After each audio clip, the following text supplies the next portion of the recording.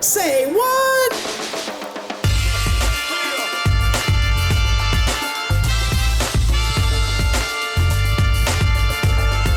Hello and welcome back. It's time for Say What, where we hear from those connected to the industry about what's going on in our world of electrical apprenticeship.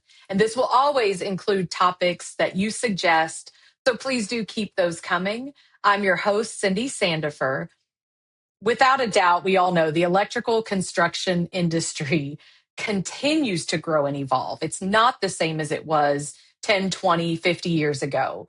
And with the changes, right, this evolution comes an increasing need for a skilled, prepared workforce. And meeting that demand means finding new ways to introduce people to the trade, prepare them for apprenticeship, and create pathways for them to have successful careers. And one tool, one of many, that's helping us to do that is interim credentials. And today we're going to take a closer look at how the program can be used for recruitment, preparation, and building the workforce that our industry needs for the future. And I'm very excited to have my coworker, my friend, and the Director of Workforce Education and Partnerships with us today. Please welcome Audra Kellums.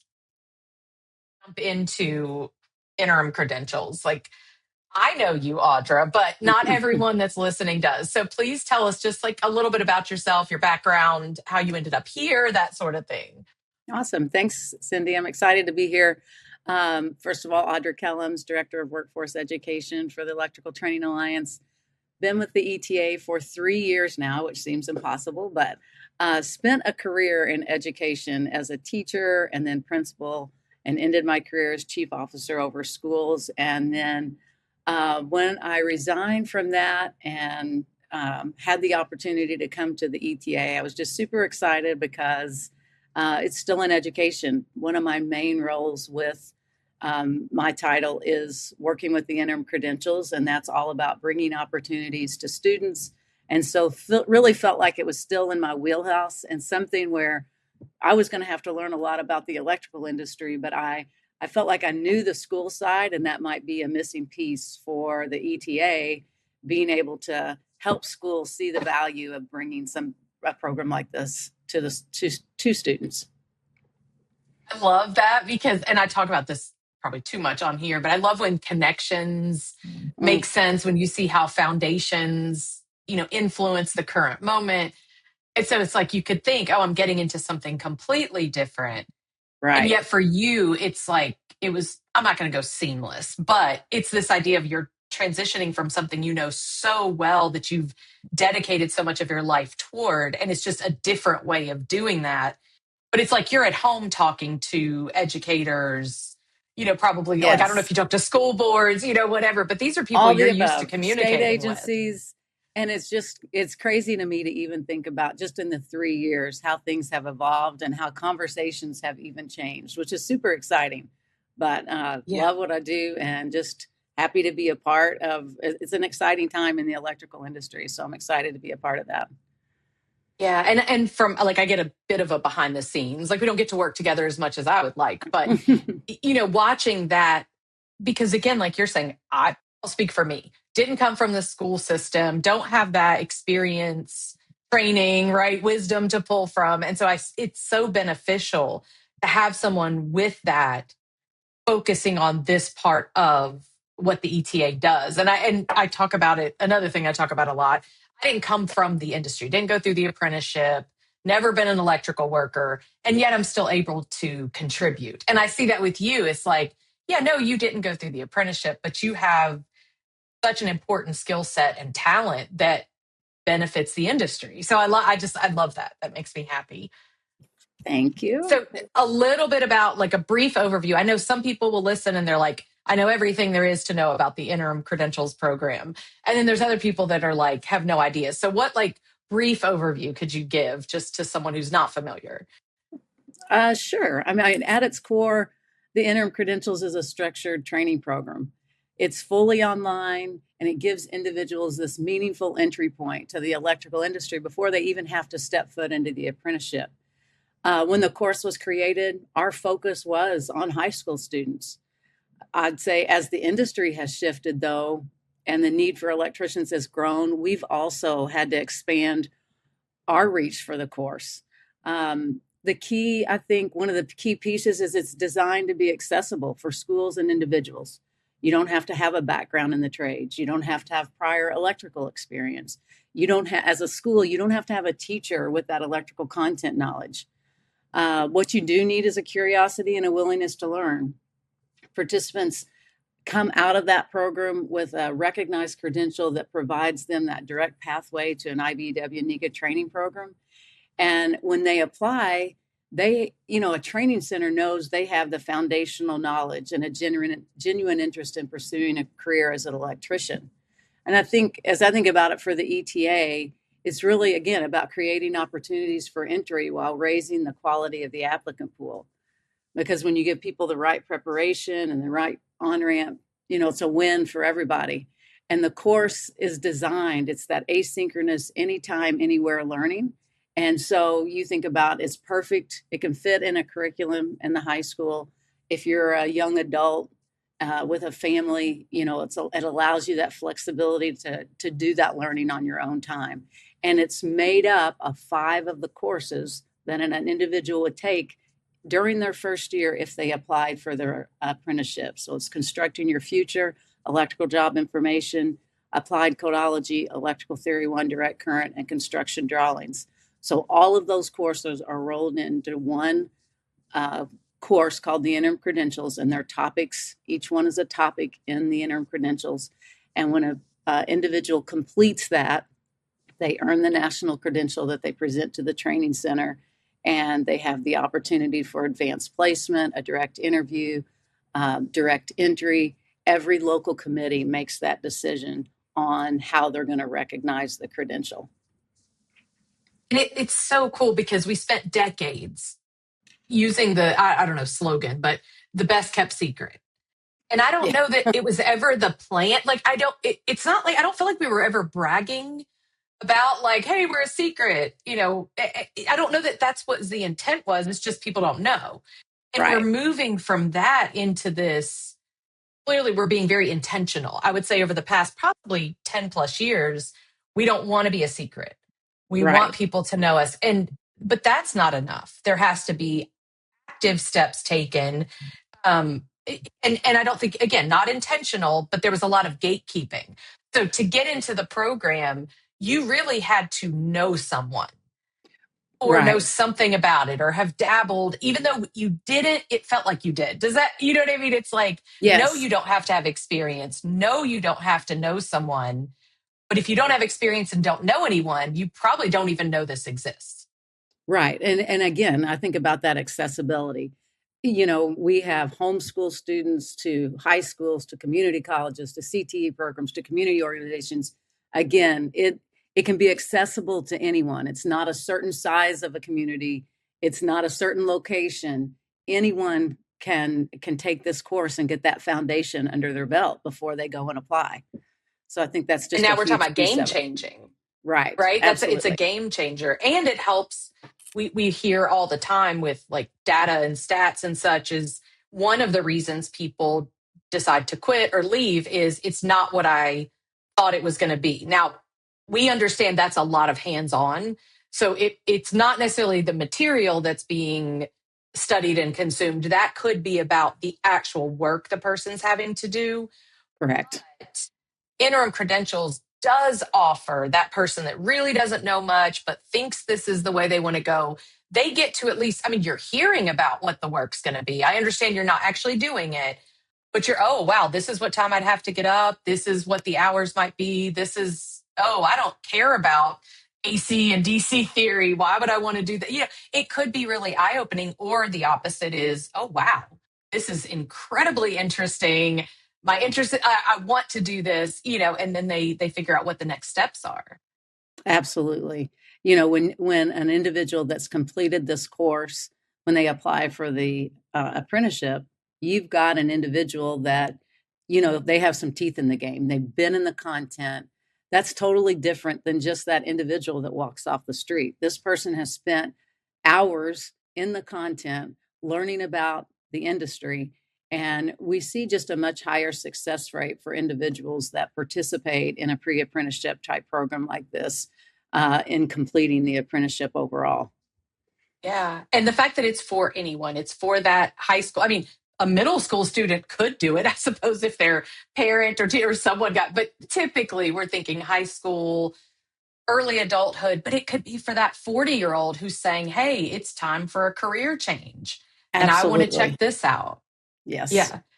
So speaking of that, like recruitment, looking at this as a recruitment tool, what does that look like in theory or practice when you look at training centers, those local programs, trying to reach people who may have never even considered a career in this industry, or helping that person determine whether this is the right trade for them before they even fill out any kind of application? Like, what do you see how this works practically?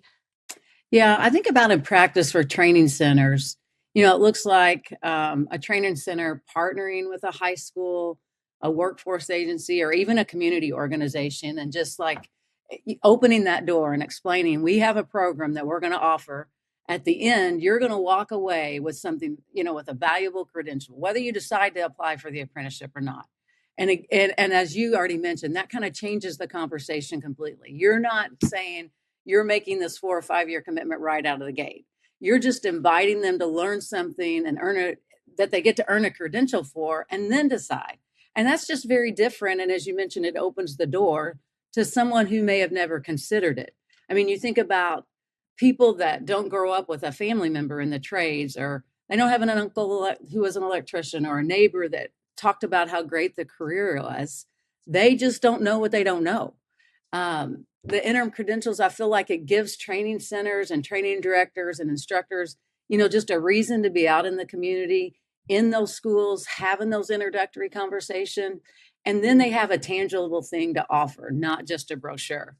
So they have a real next step for somebody that says, they go and they talk to I think about a training and director or an instructor going to talk to a classroom of students, and they're all excited about it.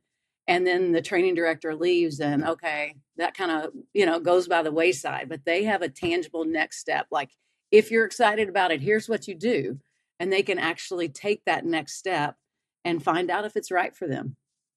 And I'm like thinking back, it's not that far back to like my journey, with I did the college route. I did these things, but it's like, man, if some of my areas of interest had offered something like this, Right. where I could go in there, like, but what were my options? Again, the choices that I made was to pay for, whether it's community college, university, whatever, right? Or Sure. online, I'm having to pay for something, go through it.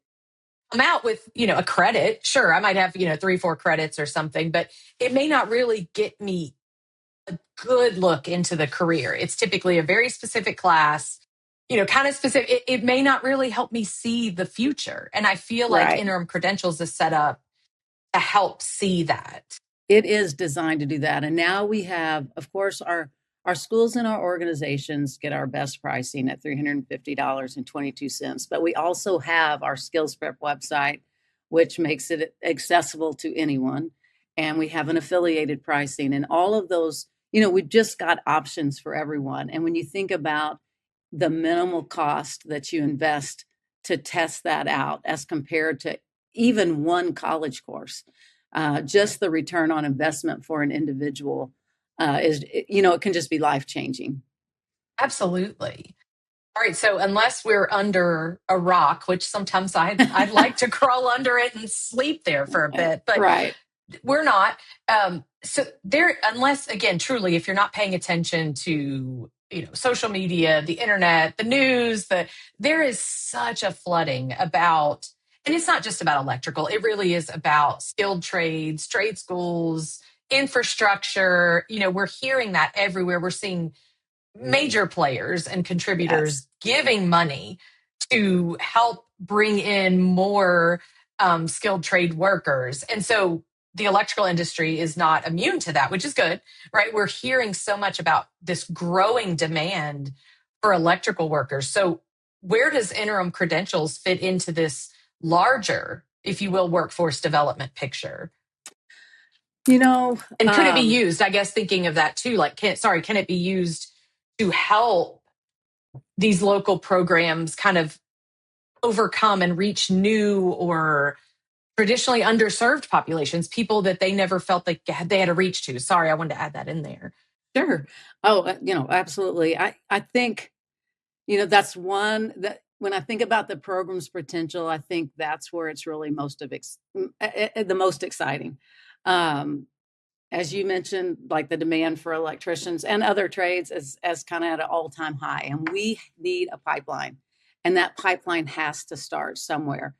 I don't feel like the interim credentials is the answer for our whole workforce challenge, but I think it is such a critical piece on the front end because it gives us a chance to catch people early, to give them that taste of our industry and channel those best candidates into the registered apprenticeship programs to produce those journey workers. To reach underserved populations, absolutely, because as we talked about, it's that accessibility. It meets people where they are.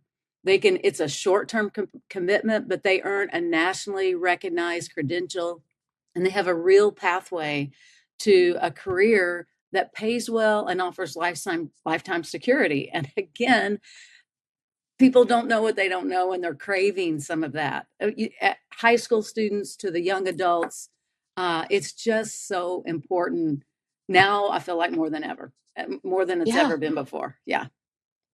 Yeah, and it's this idea. I've heard the IBW, I've heard NICA, whether it's on the national, international, local levels, all talking about we can't, and enter your analogy of choice, right? But we can't keep fishing from the same pond and expect to get, and again, that's nothing wrong with the makeup of our industry now. It's simply that we can't meet the demand if we're not reaching beyond where we've always gone. And this provides that moment, the interim Right. credentials does. All right, so people are creative. We know this. And you're working with them, and you were and are still one of those folks too. But what are some things you've noticed, like most creative or successful ways that, again, local programs, schools, other partners you work with, like how are they using interim credentials? That is a question I could just go on and on and on and on and on about because Get something I to eat, people. Get something to eat. right.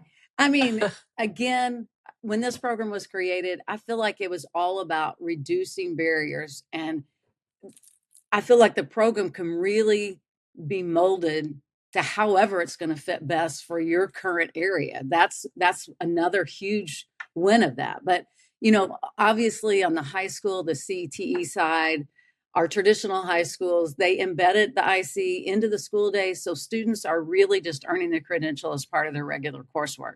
They graduate with their diploma, they graduate with the credential, they're ready to apply for the apprenticeship. Where the creative side comes into it is how those JETCs and schools partner together. Our training centers, I can't say enough about our training centers and how they partner with our schools. And that's where I feel like the creativeness and that exciting part comes in because, I'll have a training director call and say, hey, I was thinking about this. Can I do that? And I was like, you can absolutely do that. And so I think initially when the program came out, there might have been this fear of, how's this going to look when these candidates come to training centers? But more and more committees are understanding that they need, as they gain an understanding of the program, they decide how that's going to look. And it's all about making it work the best for their program. But just some examples, I have training centers that supply instructors for CTE schools. Schools do not have to have an instructor that has that electrical content knowledge. I consider it dream state when a training center says, "Oh, we've got an instructor that's going to go to the school and teach that class." That's amazing. We don't have that often. I don't want that to scare a training center away because that's not an expectation. We have training centers where they just pair an instructor. This teacher over here is facilitating a group of students. They don't have that content knowledge, and they pair that person with one of the instructors at the training center just as a resource. Those instructors visit the classroom and start building relationships with the students right out of the gate.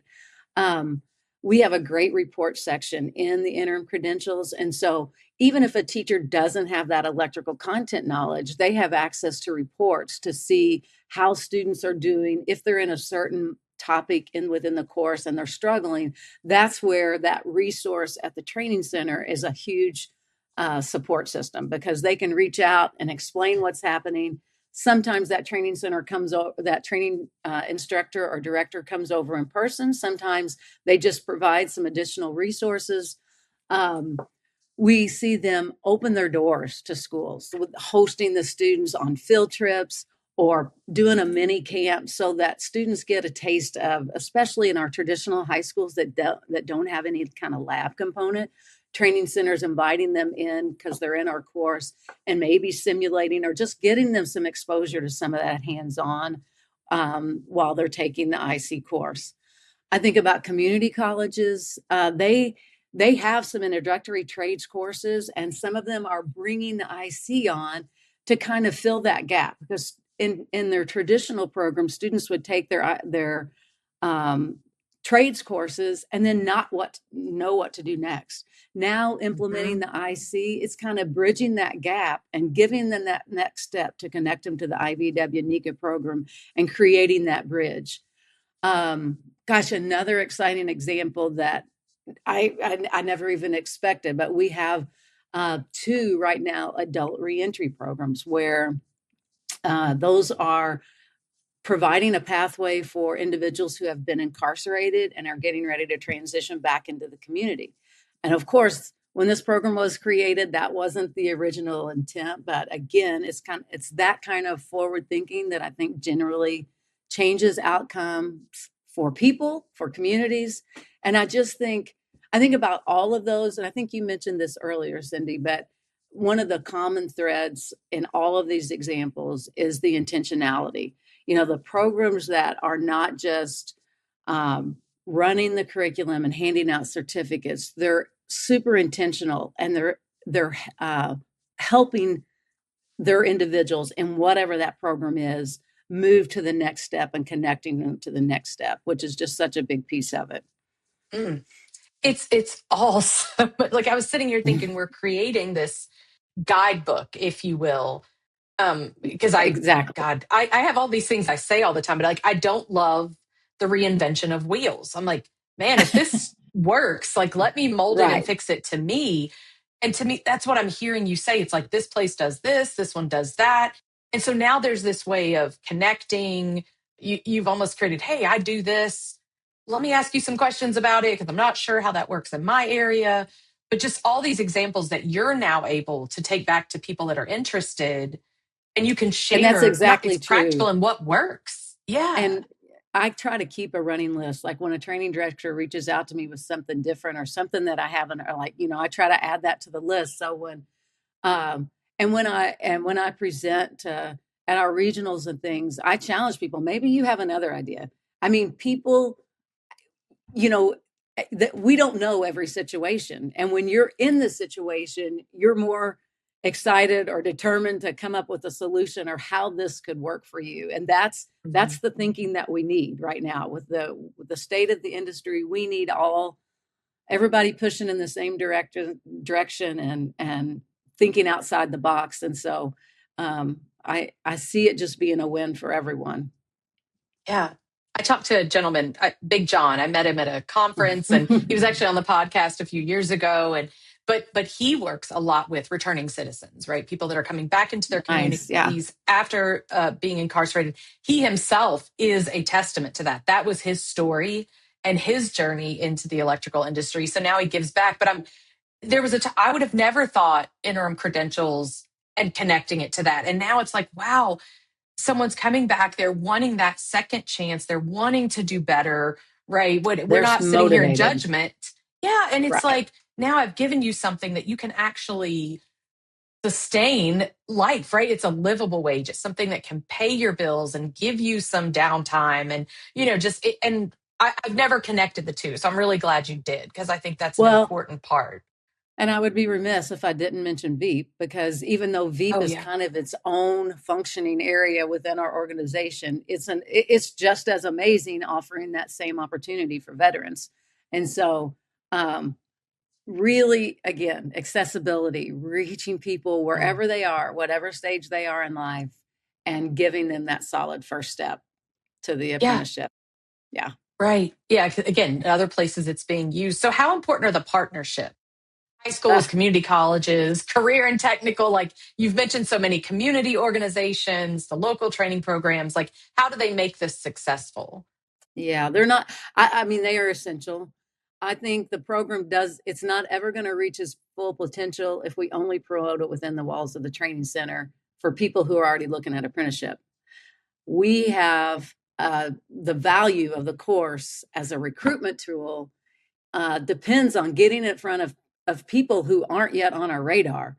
And that only happens through the partnerships with high school CTE programs, our partnerships with the IBEW and NECA, and having, it doesn't matter who's promoting the program, because typically if I get a referral somewhere or it's promoted, they've heard it from someone, they're craving the program. It's just lack of awareness. And so, and it's just so critical, I think, with our, especially our high schools, our CTE programs, we're catching people both at, especially high school students at exactly the right moment before they've closed the door on the trades. Some of them have never even considered the trades. It's been college, college, college. Now, I mean, catch them early, have them open that door to what the trades can, a career in the electrical industry can bring them. So I Yeah. just think all of those are essential. Oh yeah, and I'm going to ask you like I think I know the answer to this.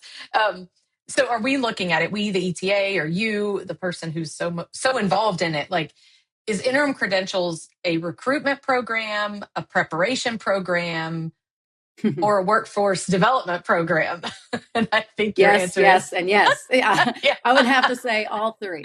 When I think, as we've talked about so much, recruitment, it's the reason training centers are out in community schools, having those conversations to people that haven't even thought about the career in the electrical trades. As a preparation program, we've talked about, because people who complete the program, they apply for the apprenticeship, they have a foundational knowledge, they have a credential that signals some readiness to the training center, and they're not starting from ground zero. They have some teeth in the game. And then as a workforce development program, it's one of the most concrete tools we have for building that pipeline, a sustainable pipeline. And I just feel like that's exactly what the industry needs.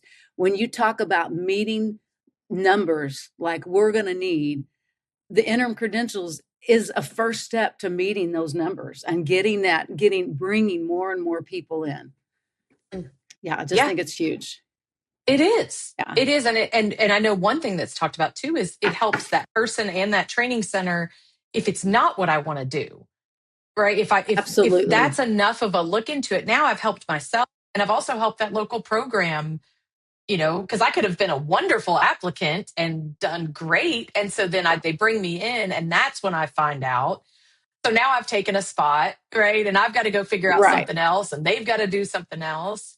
And I would say, I don't know if I said this yet or not already. I was thinking back to our questions, but our highest dropout is our first year. So one of the main goals with the interim credentials is to create that better qualified applicant for the training center, but it's also to help that. And if this isn't the right pathway, make that informed, know that before you even apply.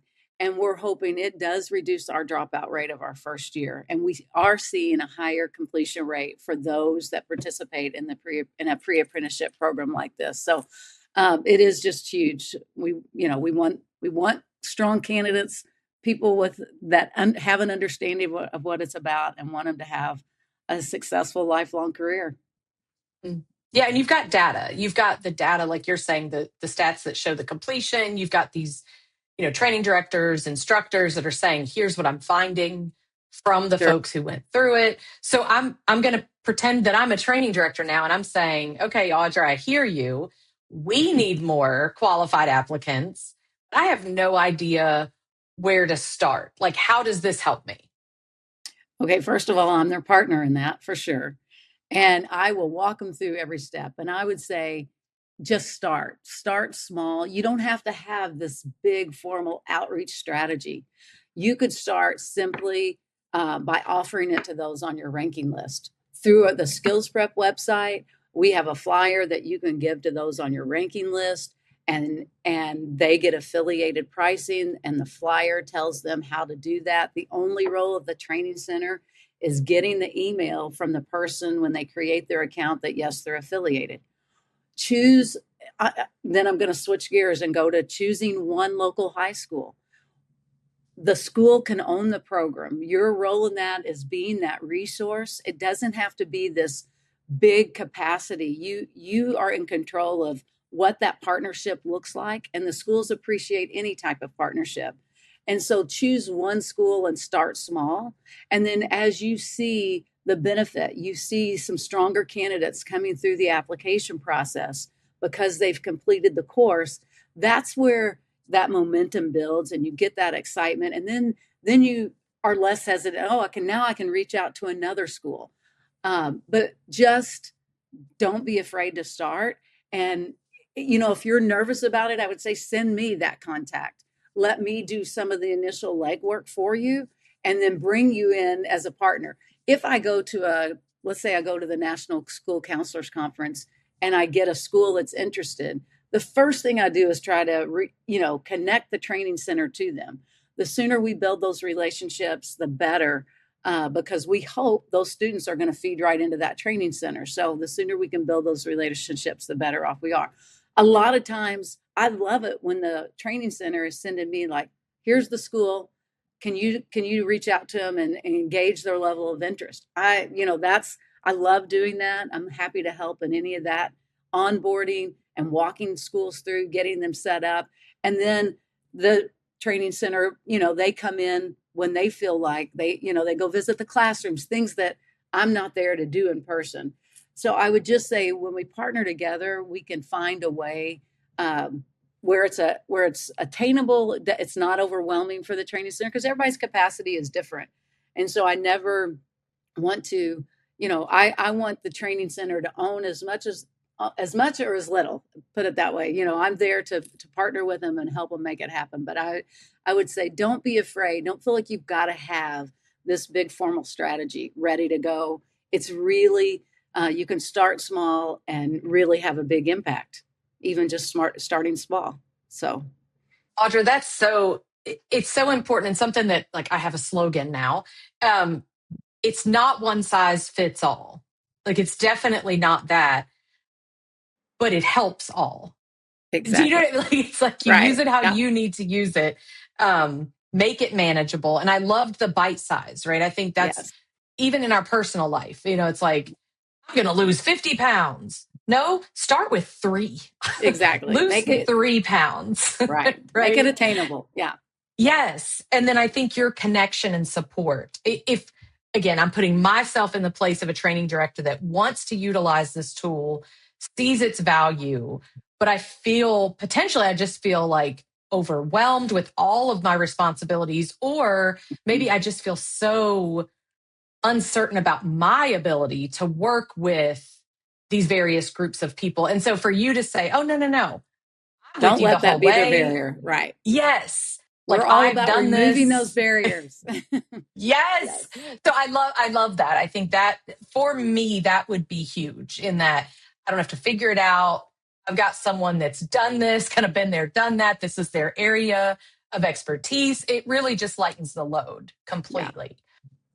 All right. So let's look 5, 10, 2, if you want, years down the road. What role could interim credentials play in helping the electrical industry build what we need it now. I don't want to like ignore the now, but the demand isn't going away. So how Right. in 5 or 10 years is this helping us? Yeah, I think about that a lot because I think about just in 3 years, the dynamics that have happened and what we've seen change, and just how the workforce demand over the next decade. I mean, currently we're already seeing it. It's not like anything that the electrical industry has ever faced, maybe ever. I don't know, but because you're not just talking about filling seats.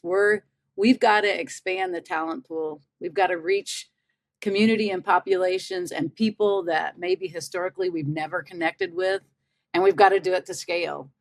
And when I think about it in that context, I feel like the IC should just be like that standard front door. this is your first step to the electrical industry for everyone, to get you started, to begin that pathway for your career. So I think it's just where we need to be, and a benefit to all. I mean, I don't know how else to say it, Yeah.